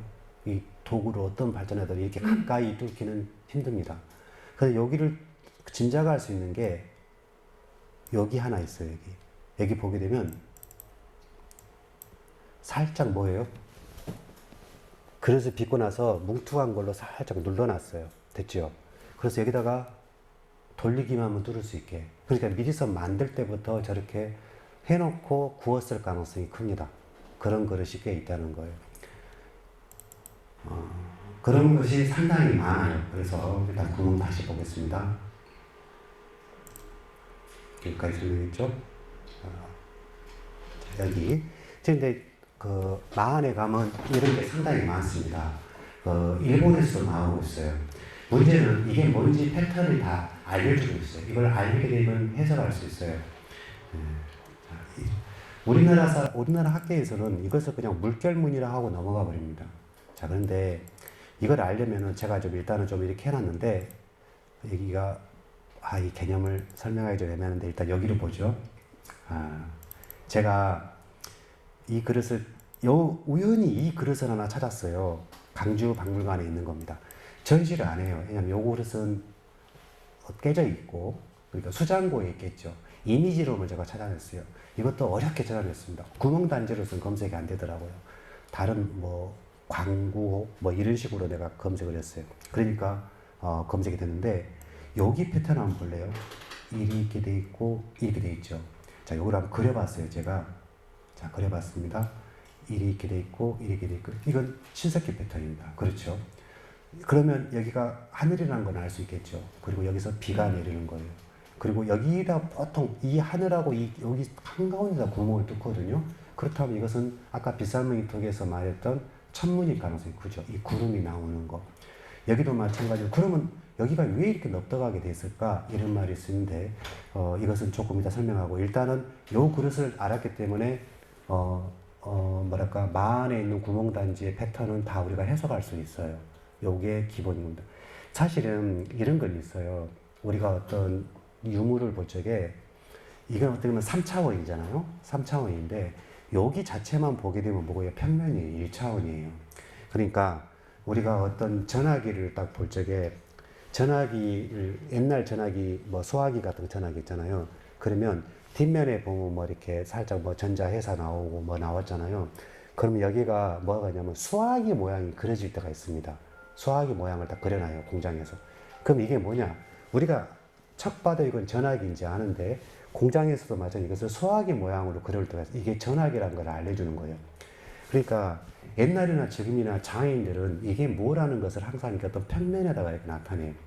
여러분들이 여기 충전잭, 특히 여기 마우스 찍는 거 보면은 삼지창이 그려졌잖아요. 이렇게 충전잭 보면 삼지창이 이렇게. 이게 뭐냐면 커넥트라는 것을 말해줍니다. 이게 꽂아갖고 한다는 거죠. 그러니까 공장에서 만들 적에 이게 뭐라는 것을 항상 이게 어떤 평면에다가 이렇게 하는 어떤 버릇이 있어요. 옛날 장인들도 마찬가지예요. 그러니까 어떤 유물을 볼 적에는 가장 발전했던 것보다는 초기 걸 봐야 돼요. 초기, 투박한 걸. 거기에 힌트가 많아요. 이건 학자들이 그냥 놓쳤던 겁니다. 좀 투박하고 깨끗하지 않아요. 매끄럽지도 않고 깨졌고. 근데 여기에 이걸 해석할 수 있었던 거죠. 자, 그 다음. 팔택이라는 걸 간단히 설명하겠습니다. 중국에 해남자라는 책이 있어요. 기원전 2세기에 나온 겁니다. 그 해남자는 주역의 세계관으로 중국의 모두 백과사전 같은 책이에요. 위에 편과 네 편이 있는데 네 편만 남았어요. 한 고조가 한 나라의 해남 여왕이 편찬자인데 거기에 뭐가 나오냐면은 지편 이렇게 땅하고 천편 하늘편이 있어요. 거기 보면은 여러 가지 개념들이 나옵니다. 거기에 어떤 개념이냐면 팔문이라는 개념이 나와요. 이게 팔문이라는 것은 하늘에 떠 있는 8문이죠. 구멍이죠. 팔문. 그래서 제가 구멍은 여기서 가져왔어요. 해남자에서 근거로 가져왔어요. 근데 해남자는 중국 사람들이 해석을 못해요. 왜냐하면 주역으로 되어 있고 여러 사람들이 썼기 때문에. 그리고 이런 해남자를 읽으면 팔문에 대해서 설명을 안 해요. 팔문이 있었다 이렇게만 나가는 거예요. 팔문이 뭐라는 말은 하나도 안 나와요. 또 마찬가지예요. 팔택, 8열목이죠. 8열목인데 이 팔택이 뭐라는 설명 없어요. 그냥 팔문이고 팔택이 있었다 이런 표현. 그리고 여기를 세상의 끝을 팔갱이라고 한다. 밧줄갱을 쓴 거죠. 그리고 팔갱이라고. 여기를 팔극이라고 한다. 팔극. 여기 팔이란 것은 머리이죠. 그래서 여기 이게 뭐냐면 얘가 어떻게 할까? 자, 빗살무늬 토기를 제가 이게 히브리 세계관하고 다 합쳐놨어요. 이렇게 서구 세계관하고 이렇게 서구하고 히브리 쪽하고 중국 쪽하고 한반도를 다 섞어놨어요. 이렇게 하나로 표현해봤어요. 귀월한 말이 바닥이 없는 골짜기라는 뜻이에요. 그래서 이것을 보통 학자들이 해석할 때 도의 깊이가 바닥이 없다는데 사실 거기가 이런 얘기 나와요. 우리나라 탕왕이 묻는다 그래서 탕문편이거든요. 물을 무네 탕왕이 물어요. 거기에 하극이라는 사람이 있어요. 근데 하극은 탕왕의 스승 같은 사람이죠. 그래서 스승한테 물어요. 하극한테 탕왕이 물어요. 그러면 이렇게 하긴 어쩌습니까? 물으면 하극이 대답을 하는 거예요. 주고받는 대답이. 근데 뭐 크고 작고 같거나 다르고 뭐 이런 것이 있겠죠. 엄청 큰 것도 있고 엄청 작은 것도 있겠죠. 이렇게 물어요. 그러니까 하극이 냉tum없이 거기서 하나 구라를 칩니다. 뭐냐면 저 어디 저 동해 쪽에 어떻게 뭐가 있냐면 5 섬나라가 있었대요. 둥둥 떠 있었대요. 둥둥 뿌리가 없었어요. 바닥이 없는 섬이었어요.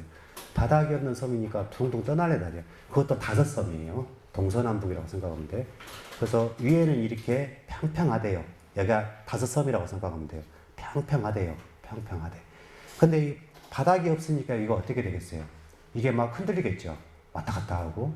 그래서 이 하나가 어디로 흘러가 가지고 물에 잠겨 버려요. 그래서 나중에 상제가 여기다가 자라가 이걸 받치게 돼요. 자라가 이렇게 딱 이렇게 받치게 그런 게 나와요. 거기 구라편을 잘 읽어보면은 우리가 어떤 해시계든 뭐든 간에 거기다가 이렇게 자라를 둔 게 뭘 받친지 알 수가 있어요. 왜 그 자라가 나온지. 자, 이런데 여기 보게 되면 이게 팔문이에요. 이게 궁창이고, 이게 팔택이고, 여기 팔택이 연못이잖아요. 자, 거기 부분은 이렇게 넘어가고 일단은, 자, 다시 가겠습니다. 여기를 먼저 보죠. 이게 윗상자가, 이거야? 뭐냐?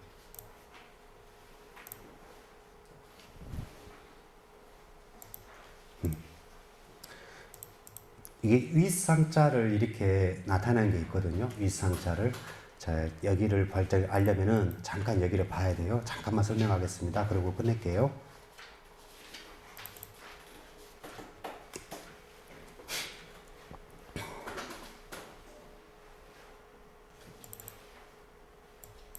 윗상을 보겠습니다. 이게 윗상입니다. 두 이자죠. 자, 여기 구름 문자예요. 위상에서 뭐가 나오는 거죠? 구름이 나오는. 이게 구름 문자입니다. 예? 각골이에요. 다음 넘어가겠습니다. 제가 설명을 했어요. 그럼 이게 뭐냐? 이게 하늘 속 물이에요. 자, 이렇게 설명. 이게 하늘이고요. 됐죠? 그래서 구름이 나오는 겁니다. 이 패턴을 잘 알고 있어야지 한국 미술 다 풀려요. 자, 이게 나중에 이제 근문에서는 살짝 이렇게 바뀝니다. 근데 근문에서도 여전히 이 윗상자를 써요. 그런데 세계적인 시라카와 시지카 같은 경우 일본 학자는 이걸 뭐냐면 손바닥 위아래로 보는 거예요. 손바닥 위아래. 그게 아니에요. 하늘 속과 하늘 이렇게 보면 가장 맞아요. 이것도 마찬가지입니다. 중국 그릇인데요. 여기 윗상이 있죠. 그리고 구름이 있죠. 이렇게 보면 돼요. 자, 이렇게 설명이 되죠. 여기도 다 마찬가지예요. 윗상을 이렇게 맞대놓은 겁니다. 아니죠. 윗상에서 구름이 나오는 거예요. 자, 이렇게 모든 게 다 마찬가지. 이것도 구름 문자예요. 근데 이것을 윗상을 이렇게 표현한 게 있어요. 육소통이라고 하는데요. 육소통이라고 해서 청나라 때 현판 글씨만 모아놓은 거예요. 현판 글씨만. 그 육소통은 현판 글씨만 이 육소통을 해석하지를 못해요. 모아둔 학자들이. 왜냐하면 이 육소통에는 뭐가 있냐면 그 전에 신석기 세계관이 녹아 있거든요. 이렇게 기록에 남아있지 않은 세계관이 남아있기 때문에 해석을 못해요. 자, 다시 한번 보겠습니다. 옛날 사람들은 이것을 이런 글자가 있어요. 중국인은 이 세상을 이 두 글자로 나타냈어요. 이게 윗상이고요. 이게 아래 하자입니다. 그러니까 하늘 위하고 하늘 아래 세 개죠. 한자로 나타냈어요. 그럼 이게 언제쯤 될 것인가? 대부분 저는 신석기 말로 생각합니다. 왜냐하면 하상주라 했을 때 하나라 때부터 이미 한자를 썼을 거니까 그렇게 보는 거죠. 이제 아까 여기 설명 다시 하겠습니다. 구멍. 여기 비올령의 입구를 보통 입구자 있잖아요. 입구를 각골에서 다 이게 사람의 입을 나타내는 것은 하나도 없어요. 입구는 다 그릇이에요. 그릇으로 해석해야지만이 각골은 해석이 됩니다. 이것은 학자들도 알고 있는 거예요. 그런데 이 그릇이 꼭 우리 빗살무늬 토기처럼 생겼죠. 이렇게 하늘 위에서 하늘 속 여기 윗상이에요. 이게 비우자잖아요. 비가 내리고 그릇으로 받는 거예요. 우리는 이것을 입구를 사람이 막 주문을 외운다고 생각하거든요. 비가 외운다. 그렇게 해석하지 않은 거예요. 근데 윗상에 보면은 이런 글자가 있어요. 큰 밥그릇이 있고요. 이게 하늘이죠. 여기에 물을 담고 있는 거죠. 이게 서구 중국인들이 생각하는 윗상 개념이었어요. 근데 이런 개념들이 중국 학계에서는 다 잊어버렸어요. 그래서 무슨 말이냐면 중국 한자에서 가장 중요한 글자가 뭐냐? 그러면 윗상이에요. 윗상에서 모든 글자가 시작돼요. 구름은, 소리음도 윗상이에요. 말씀은, 그리고 황제할 때 제, 이런 모든 글자, 또 기자, 이런 것들이 다 어디서 시작하냐? 윗상에서 시작해요. 그 윗상이 얼마나 중요한 거죠? 중국 사상사에서 가장 중요한 것은 다 윗상에서 시작하는데 중국 사학계가 이 윗상에 대한 개념이 없는 거예요. 그러니까 엉망이 되어버린 거죠. 왜냐하면 이들이 너무 많은 걸 불태웠어요. 마오 때. 거의 다 태워버렸어요. 그래서 해석을 못해요. 중국 한자학계가 많이 발전했을 것 같죠? 그렇지 않아요. 한자학계가 가장 발전한 것은 일본이에요. 중국 뭐 칭화대나 북경대 한자 관련 제가 다 읽어봤거든요. 그쪽 사람들 그 책으로 번역된 것들. 읽어보면은 우리하고 거의 비슷해요. 한자 수준이라는 게. 자, 요거 마찬가지. 아까 말했던 제가 윗상 물그릇 말했죠. 여기서 물그릇이 하나 있어요. 이게 뭘로 가는 거죠? 이렇게. 여기 전체를 뭘로 보면 될까요? 이 전체를. 구름으로 보면 되겠죠. 구름 모양이에요. 자, 여기 아까 설명했습니다. 넘어갈게요. 자, 닦았고. 하나만. 디자인 부분 설명하겠습니다. 여기만. 자, 이렇게 된 빗살무늬를 이렇게 썼다고 그래요. 나는 수긍하지 않습니다. 이런 것도 있긴 있어요. 이렇게 뾰족하면요, 여기다가 정말 불편해요. 여기다 나무를 넣을 수가 없어요. 자, 이 정도는 돼야 됐죠. 이 정도는. 그래야지만 그릇을, 이건 가야 쪽입니다. 이게 신창동에서 나온 겁니다. 좀 보세요. 신창동은 2세기에서 한 5세기 사이입니다. 강주 신창동은. 그러면 이게 실제 그릇이에요. 얼마나 조잡한지 알겠죠? 당시 다 물레를 썼은 시기예요. 가마도 있은 시기예요. 그런데 실제 백성들은 이런 그릇을 썼어요. 그러니까 이런 것은 대부분 박물관에 전시하지 않아요. 근데 요걸 좀 알아야 돼요. 요게 뭐냐? 이게 어디가 있냐면,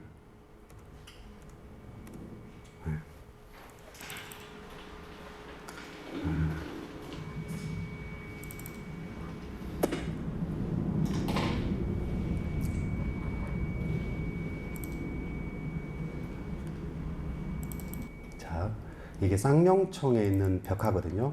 이게 그 내가 있습니다. 이게 생아리 그림이죠. 여기 위에 보면은 이쪽 위에가 있어요. 이게 정말 중요한 그림이거든요. 근데 이걸 중요하다는 것을 모르니까 이렇게 잘라서 이렇게 했는데 이것을 제가 한번 그려본 거예요. 자, 벽 가장 위에 있어요. 이걸 분석해야지만이 여러분들이 절에 갔을 때 이걸 알 수가 있어요. 그렇죠? 똑같은 패턴이에요. 이게 뭔지. 자, 이거. 여러분들 어느 절에나 다 마찬가지 있어요. 다 있습니다. 이게 구름 항아리라고 생각하면 돼요. 그리고 여기 똑같은 뭐가 있죠? 천문이 있습니다. 이 천문에서 여기도 구름 모양이죠, 분명히. 그러니까 구름에서 이 세상 만물이 이렇게 소생한다. 그래서 이것을 보통 만병이라고 하는데요. 저는 그렇게 보지 않습니다. 저는 구름 항아리로 봅니다. 자, 이 구름 항아리를 알아야지만이 상당히 많은 걸 우리가 풀 수 있어요. 자, 여기까지 봤죠? 이게 이제, 그러면 여기에 이게 있었거든요. 바람을 나타냈어요. 이게 하나 폭 올라온 거예요. 뭐가 나온 거예요? 여기 저는 천문으로 봤습니다. 여기서 이렇게 이 세상 만물이 나오는 거예요. 꼭 앱툰 같죠? 근데 고구려 백화에 이거였어요. 이 고구려 백화에서 가장 중요한 그림은 여러 중요한 그림 중에 하나예요. 중요한 그림인데, 여기서 고구려 백화는 여기에 좀 키포인트 가 있습니다. 천문에. 신라 사람하고 비슷해요. 자, 그럼 요거하고, 아까 잠깐만요. 요걸 잘 봐야 돼요. 이게 뻑 나오잖아요. 이게 평면입니다. 나오죠? 뻑 나와요. 그러면, 다 보세요. 이건 뒤집어진 거예요. 이걸 천문으로 일단 보세요. 이거 원통 파이프. 예를 들어서 태풍이 하나 오고 있어요. 그러면 눈에서 둥그런 눈, 거기다. 여기서 구름 하나가 뻑 나오는 거라고 생각하면 돼요. 여긴 반대죠. 이걸 천문이라고 생각을 해보세요. 여기서 뭐가 나온 거예요? 구름 하나가 뻑 나오는 거. 이런 그릇 패턴은 좀 이렇게 다 이렇게 무덤의 어떤 무기한 겁니다. 실생활에 쓰지 않은 거예요. 그래서 다시 봅시다. 그러면 아까 제가 고구려 백화에서 봤던 요 그릇하고 똑같죠. 지금 그림에서. 이것은 청동기에서 온 거예요. 미송리에서 온 건데. 자, 그 다음. 우리 마안에는 특별하게 이런 토기가 있어요. 이것을 원통형 토기라고 말합니다. 지금 박물관에 가도 있어요. 나주 박물관에 가도. 원통형 토기라고 했는데, 이건 마안만의 특징이에요. 이걸 어떻게 봐야 될지 애매한데요. 요 밑에 구멍이 다 뚫렸어요. 그럼 이걸 어디다 묻냐? 대부분 망자의 머리맡에다 묻습니다. 망자의 머리맡에다. 근데 요것을 그러면 그릇인가? 그릇 아니죠. 구멍 여기도 뚫려 있고 여기도 뚫려 있고 하거든요. 요 바닥에도 뚫려 있고요. 아까 말했던 보감리 전시관에 가면 이렇게 항아리가 있습니다. 이건 부장품입니다. 대부분 이걸 물어보게 되면 설명을 못해요. 주저앉은 거죠, 지금. 가망성에서 주저앉은 겁니다. 그런데 제가 볼 때는 일부러 찌그러뜨려서 구웠을 가능성이 큽니다. 왜냐면은 만약에 이렇게 찌그러지는 거였다 그러면은 버렸을 거예요. 그 부장품이라는 것은 알다시피 장례의식이라는 것은 아주 보수적입니다. 잘 안 바뀌고 정확한 뭐랄까 매뉴얼대로 하는 거예요. 수백 년 동안 안 바뀌는 게 대부분 장례 풍습이에요. 아주 매뉴얼이고 아주 견고하고 거기에 따라야 돼요. 어떤 매뉴얼이 딱 있는데 이런 게 만약에 나왔으면 버렸겠죠. 근데 이게 신라도 나오고 모든 데서 다 나오고 있어요. 그것은 일부러 이렇게 살짝 쭈그러뜨려하고 구웠다 그었을 가능성이 큽니다. 그렇지 않고는 이걸 부장품으로 쓸 수가 없거든요. 그럼 아까 말했듯이 이게 말했지 구름 항아리로 보면 되겠죠. 아까 자 여기 이렇게 구름 항아리로 보면 되겠죠. 이런 모양하고 똑같죠 지금. 근데 여기 이제 보겠습니다. 가야는 이런 엄청난 뭐랄까 그릇 받침을 엄청나게 만들어요. 골 때리죠. 이렇게 만들어요. 근데 여기 왜 그러냐면 이 그릇 바닥 자체가 둥그래요.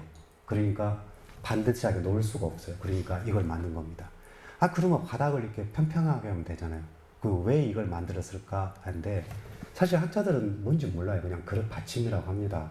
근데 사실 저도 아까 말했지만 이게 뭔지 말해주는 힌트는 항상 평면에 둬요. 제가 확대를 한번 해볼게요. 보신 분도 계시겠지만 대부분 장인들은 이게 뭐라고 딱 말을 해줘요. 아까 신라에서 봤던 거죠. 이렇게 이게 뭐라는 걸 항상 이렇게 힌트를 줘요. 그러면 이렇게 알 수가 있는 거예요. 이게 다 있는 건 아니에요. 이렇게 친절한 장인들이 가끔 있어요. 그러면 이게 뭘까? 이게 동그라미 이렇게 했으니까 이건 천문이야 이렇게 생각하면 되겠죠. 됐나요? 여기서 뭐가 나오는 거죠? 하나가? 구름이 하나 뽕 나오는 겁니다. 좀 확대를 시켜볼게요. 여기에 물결 무늬가 다 있습니다. 자 이렇게 돼 있고 그럼 여기도 마찬가지죠. 그러면 여기를 천문으로 보게 되면 여기는 구름이 되겠죠. 됐나요?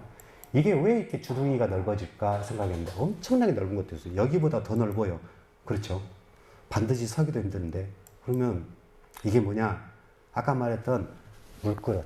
물그릇에 여기 물그릇에서 천문을 통해서 구름 하나가 뻥 나온다고 생각하면 돼요. 이렇게 생각하면 되겠어요. 자, 이게 이제 마안 쪽에서 많이 나오는 백제계에서 많이 나오는 겁니다. 이렇게 있는데 구멍이 뚫렸어요. 여기는 바닥이 어떤지 모르겠습니다. 아무튼 이건 머리맡에 있어요. 이거하고 이거를 한번 합쳐놓은 게 하나 있습니다. 봐볼까요? 여기를 일단은 삼각형 구름인지는 알겠죠, 이제? 알겠죠? 자, 여기 나주박물관에 가면 이게 있습니다. 이걸 좀 해석하지 못하는데요. 아까 말했던, 일단 봅시다. 이걸 아까 제가 삼각형은 원래 신석기에서는 모든 삼각형은 패턴은 구름이라고 그랬어요. 전체가. 그렇죠? 그러면은 이 삼각형 구름이 하나가 여기서 뻥 나오는 거예요. 그렇게 보는 게 가장 맞을 겁니다. 그렇게 보면 이게 해석이 돼요. 어느 정도. 자, 제가 급하게 써버렸는데 여기까지 일단은 할게요. 저 욕심도 있고 그러는데 일단은 처음부터 자세하게 설명을 해야 하기 때문에 여기까지 하겠습니다.